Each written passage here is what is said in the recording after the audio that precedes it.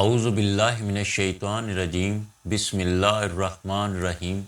اللہم صلی علی محمد وآل محمد۔ حضرت امام مہدی علیہ السلام کی ولادت کے تیسرے دن اصحاب کو زیارت۔ جید عالم دین علامہ شیخ صدوق علیہ رحمہ اپنی کتاب کمال الدین و تمام النعمہ اور علامہ مجلسی اپنی کتاب بحر الانوار میں بیان کرتے ہیں کہ ابن متوکل نے حمیری سے، انہوں نے محمد بن احمد علوی سے، انہوں نے ابن غانم خادم حضرت امام حسن عسکری علیہ السلام سے روایت کی ہے کہ جب حضرت صاحب الزمان تولد ہوئے تو حضرت امام حسن عسکری علیہ السلام نے انہیں تیسرے دن اپنے اصحاب کو لا کر دکھایا اور ارشاد فرمایا، یہی تمہارے امام اور میرے بعد تم پر خلیفہ اور نائب ہیں، یہی وہ قائم ہیں جن کے انتظار میں لوگوں کی گردنیں ان کی طرف اٹھیں گی، اور جب ساری زمین ظلم و جور سے پر ہو جائے گی تو یہ ظہور کریں گے اور زمین کو عدل سے اس طرح بھر دیں گے جس طرح وہ پہلے ظلم و جور سے بھری ہوگی۔ کتاب کمال الدین و تمام النعمہ ہی کے مطابق بیان کیا، مجھ سے علی بن عبداللہ وراق نے، ان سے سعد بن عبداللہ نے، ان سے احمد بن اسحاق بن سعد اشری نے کہ میں حضرت امام حسن عسکری علیہ السلام کی خدمت میں حاضر ہوا تاکہ آپ کے بعد آپ کے جانشین کے بارے میں معلوم کر سکوں، لیکن امام حسن عسکری علیہ السلام نے خود ہی ابتدا کی اور فرمایا، اے احمد بن اسحاق، آدم کی خلقت سے لے کر قیامت تک اللہ زمین کو اپنی حجت سے خالی نہ چھوڑے گا، انہی کے ذریعے بلاؤں کو اہل زمین سے ٹال دے گا، انہی کے طفیل بارش ہوتی ہے اور انہی کے برکت سے زمین اپنے خزانے ظاہر کرتی ہے۔ میں نے عرض کیا، فرزند رسول، آپ کے بعد خلیفہ اور امام کون ہوگا؟ آپ اٹھے اور اندرون خانہ تشریف لے گئے، پھر باہر آئے تو آپ کی گود میں ایک 3 سالہ بچہ تھا جس کا چہرہ ماہ کامل کی طرح چمک رہا تھا۔ فرمایا، اے احمد بن اسحاق، اگر اللہ تم کو مکرم نہ کرتا تو میں یہ بچہ تمہیں نہ دکھاتا، یہ میرا بیٹا ہے، اس کا نام اور کنیت رسول اللہ صلی اللہ علیہ وسلم کے نام اور کنیت پر ہے، یہ وہ ہے جو زمین کو عدل و انصاف سے اس طرح بھر دے گا جس طرح وہ ظلم و جور سے بھر چکی ہوگی۔ اے احمد بن اسحاق، اس کی مثال اس امت میں خضر علیہ السلام اور ذوالقرنین کی سی ہے، خدا کی قسم اللہ اس کو غائب کرے گا اور اس کی غیبت میں ہلاکت سے صرف وہ لوگ نجات پائیں گے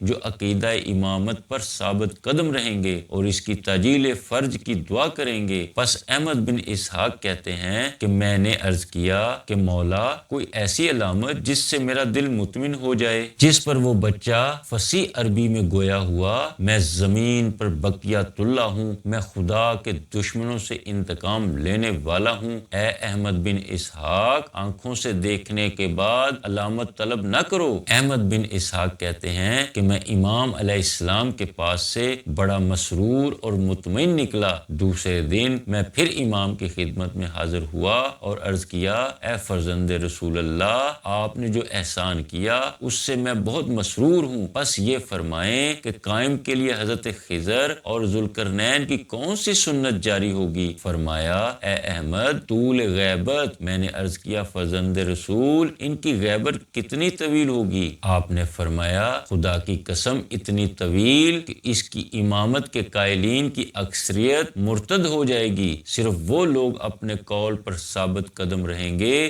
جن سے اللہ نے ہماری ولایت کا عہد لیا ہے، جن کے دلوں پر ایمان لکھ دیا اور جن کی اپنی رحمت سے مدد کی۔ اے احمد بن اسحاق، یہ اللہ کے امور میں سے ایک امر ہے، اللہ کے رازوں میں سے ایک راز ہے اور اللہ کے غیوب میں سے ایک غیب ہے۔ بس میں نے جو تمہیں راز دیا اس کو مضبوطی سے پکڑو اور چھپاؤ اور شکر گزار بنو تو کل تم ہمارے ساتھ علیین میں ہوگے۔ تاریخ اور روایات سے ملتا ہے کہ امام حسن عسکری علیہ السلام حکومت وقت اور اس کے عملے کے خوف سے اپنے صاحبزادے کے معاملے کو مخفی رکھتے تھے اور ان کی حفاظت کا انتظام کرتے تھے، مگر ساتھ ہی ساتھ اپنے اصحاب میں آپ نے ان کی ولادت کا اعلان کیا اور بچے کو ان کے سامنے پیش بھی کیا۔ بعض اوقات کچھ لوگوں کے پاس ان کی طرف سے صدقات بھی بھیجے، بعض شیعوں کو ان کی ولادت کی خبر لکھ کر بھیجی۔ یہ ساری باتیں حجت کو قائم کرنے اور اپنے صاحبزادے پر خلافت کی نسب برقرار کرنے کے لیے تھیں۔ کتاب المجالس میں علامہ کلینی نے اپنی سند کے ساتھ علی بن بلال سے روایت کی ہے کہ امام حسن عسکری اپنی رحلت سے 2 سال پہلے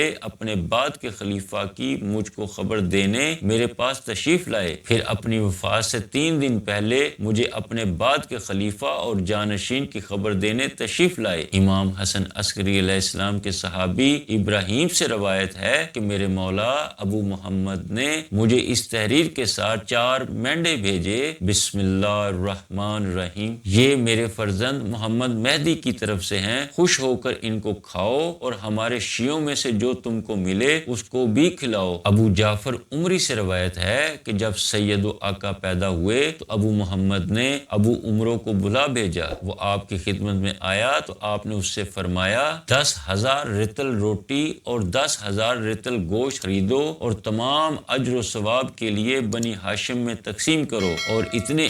عدد بکروں سے عقیقہ کرو۔ علامہ شیخ صدوق کہتے ہیں کہ ہم سے محمد بن علی بن ماجلویہ نے حدیث بیان کی، وہ کہتا ہے کہ ہم سے محمد بن یحییٰ عطار نے حدیث بیان کی، وہ کہتا ہے ہم سے حسن بن نشاپور نے حدیث بیان کی، وہ کہتا ہے کہ ہم سے حسن بن منظر نے حدیث بیان کی، وہ کہتا ہے میرے پاس ایک روز ابو الفتح آیا اور مجھ سے کہا بشارت ہو، گزشتہ شب ابو محمد کے گھر میں مولود پیدا ہوا، آپ نے اس کے معاملے کو چھپانے کا حکم دیا ہے اور یہ بھی کہا کہ اس مولود کی طرف سے 300 بکرے عقیقہ کیا جائیں۔ میں نے پوچھا اس کا نام کیا ہے؟ اس نے جواب دیا کہ اس کا نام محمد رکھا گیا ہے اور کنیت جعفر کے ساتھ ہے۔ محمد بن ابراہیم کوفی سے روایت ہے کہ ابو محمد نے میرے پاس کسی اور کے لیے ایک ذبح شدہ بکرا بھیجا اور کہا یہ میرے بیٹے محمد کا عقیقہ ہے۔ محمد بن حسن بن اسحاق امی سے روایت ہے کہ جب امام مہدی پیدا ہوئے